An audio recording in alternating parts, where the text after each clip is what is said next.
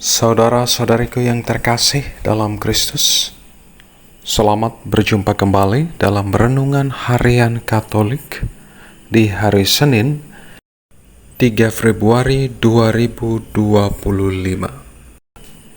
Pada hari ini kita akan bersama-sama mendengarkan dan merenungkan firman Tuhan dari Injil Markus bab 5 ayat 1 sampai 20. Dalam nama Bapa dan Putra dan Roh Kudus. Amin.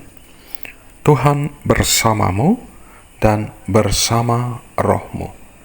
Inilah Injil suci menurut Markus. Dimuliakanlah Tuhan. Sekali peristiwa, sampailah Yesus dan murid-muridnya di seberang danau Galilea, di daerah orang Gerasa. Baru saja Yesus turun dari perahu, datanglah kepadanya seorang yang kerasukan roh jahat dari pekuburan. Orang itu diam di sana, dan tidak ada lagi yang sanggup mengikatnya dengan rantai sekalipun. Sudah sering ia dibelenggu dan dirantai, tetapi rantai itu diputuskannya dan belenggu itu dimusnahkannya, sehingga tidak ada seorang pun yang cukup kuat untuk menjinakkannya. Siang malam ia berkeliaran di pekuburan dan di bukit-bukit sambil berteriak-teriak dan memukul diri dengan batu. Ketika melihat Yesus dari jauh, berlarilah ia mendapatkannya. Lalu ia menyembahnya, dan dengan keras ia berteriak, "Apa urusanmu dengan aku, hai Yesus, Anak Allah yang Maha Tinggi? Demi Allah, jangan siksa aku." Karena sebelumnya Yesus mengatakan kepadanya, "Hai engkau roh jahat, keluarlah dari orang ini."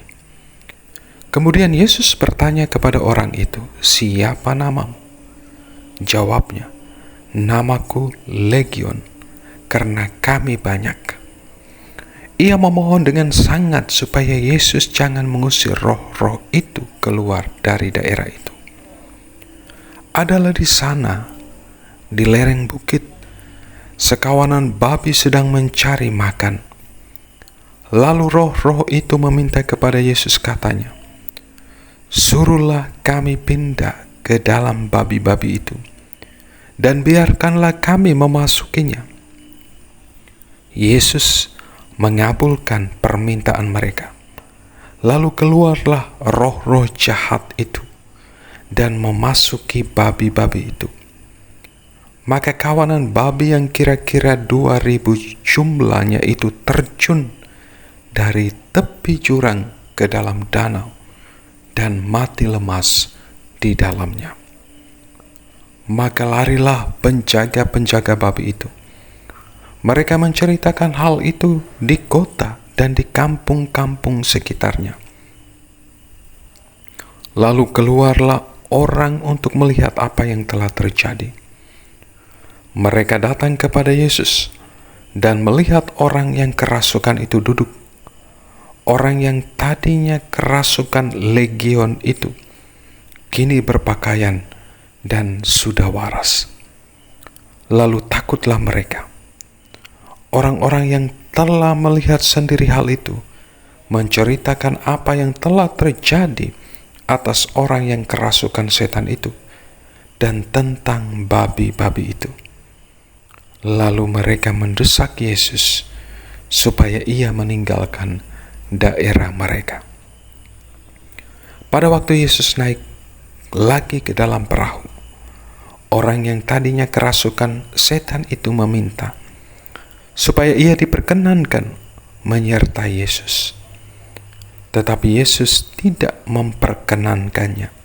Yesus berkata kepada orang itu, "Pulanglah ke rumahmu, kepada orang-orang sekampungmu, dan beritahukanlah kepada mereka segala yang telah diperbuat Tuhan atasmu, dan ceritakan bagaimana Ia telah mengasihi engkau. Orang itu pun pergi dan mulai menceritakan di daerah Dekapolis segala yang telah diperbuat Yesus atas dirinya, dan mereka semua menjadi heran. Demikianlah Injil Tuhan. Terpujilah Kristus. Saudara-saudariku yang terkasih dalam Kristus, Penginjil Markus yang kita dengar bersama hari ini mengisahkan dengan begitu menarik dan begitu detail bagaimana orang yang tadinya kerasukan legion, kawanan setan, dijamah, dipulihkan, dan disembuhkan oleh Yesus. Penginjil Markus mengisahkan bagaimana kekuatan kuasa jahat itu ditampakkan dengan begitu nyata. Orang yang kerasukan tadi tidak sanggup dijinakan oleh siapapun. Namun di hadapan Tuhan, di hadapan kuasa Tuhan kita Yesus Kristus, legion bertekuk lutut dan pergi meninggalkan orang yang dirasukinya. Saudara-saudariku yang terkasih dalam Kristus, semuanya hanya karena kekuatan kuasa Tuhan.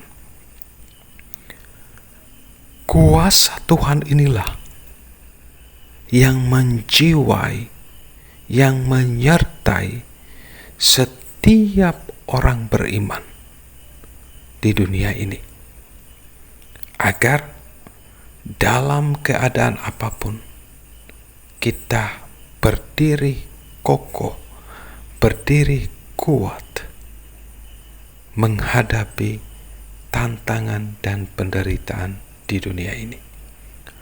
Saudara-saudariku yang terkasih dalam Kristus,